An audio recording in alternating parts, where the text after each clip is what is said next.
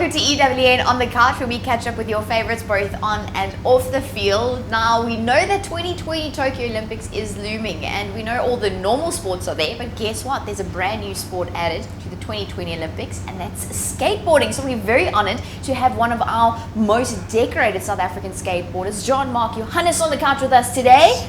Thank you for joining us. Thank you very much for having me on the show. How are you feeling though after, I mean, what a last couple of years for you? Yes, it's definitely been the most busiest for me and also for skateboarding. A lot of changes have been happening, and most competitive last 3 years of my life, definitely. You know, starting out at the FISE World Series in China, and you know, I managed to bring home SA's first gold at this contest, and from there, you know, it picked up a lot. That's when I feel skateboarding for me changed a lot. You know, there was a lot more expectation I put on myself, definitely. Yeah. And you know, it's growing. I mean, it's one of the biggest sports in the world now.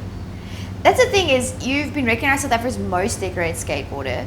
You're a world record holder, most nollie flips in 1 minute. Nollie hill flips, yes. Okay, you're the first South African to win gold, silver and bronze for competitive skateboarding. Yes. Hearing that, how does that make you feel?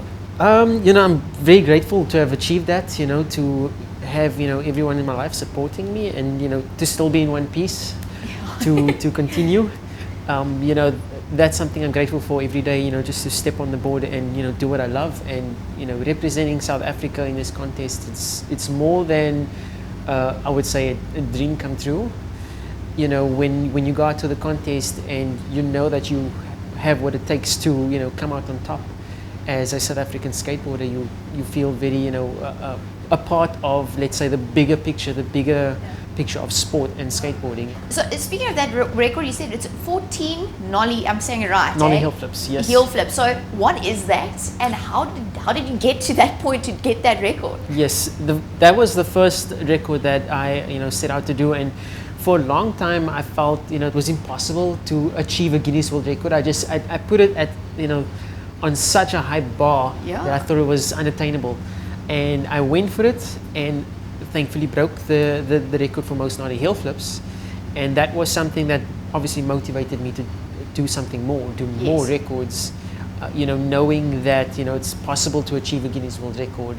You know, as a South African skateboarder, or as a skateboarder growing up in Cape Town, Athlone, that's obviously when I set out. Because it's in the world, it's you are the top one. Yes, so this is, you know, obviously set my goals a lot higher. Now I'm obviously pushing myself, and that's when I set out to break the most fakie hill flips in 1 minute. And this was obviously the previous record by professional skateboarder Rob Dydek. Okay, yes.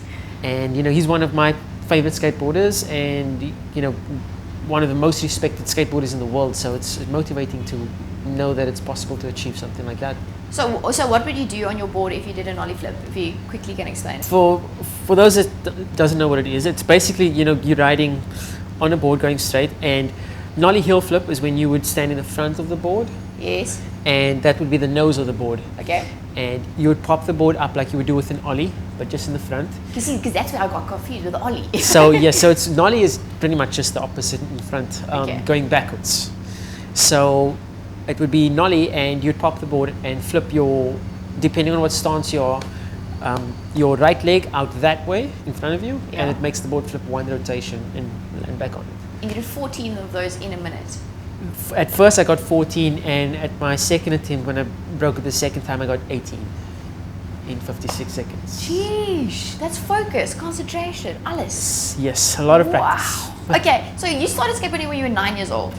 9 years old. It's a long time coming. Yes. What drew you to the sport? What drew me to the sport initially was the fact that it was free. It was, you know, it was for anyone and everyone, and you know, I never could fit into any other sport. I tried making the teams in school, and I was just not cut out for it. And when I would, you know, go home, I would see everybody on their boards, and in my mind, it wasn't a sport, but it was something active, and it felt like you know, I was a part of something. I think that was what drew me to it initially, was just to be a part of, you know, something active where, you know, there was no right or wrong way.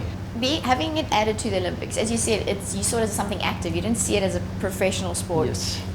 Some people in the world still perceive it as that. Yes. Especially in South Africa, where it's growing and not like your normal traditional sports like swimming or track and field. Exactly. Do you think it would make world take, or not the world specifically, South Africa take the sport more seriously?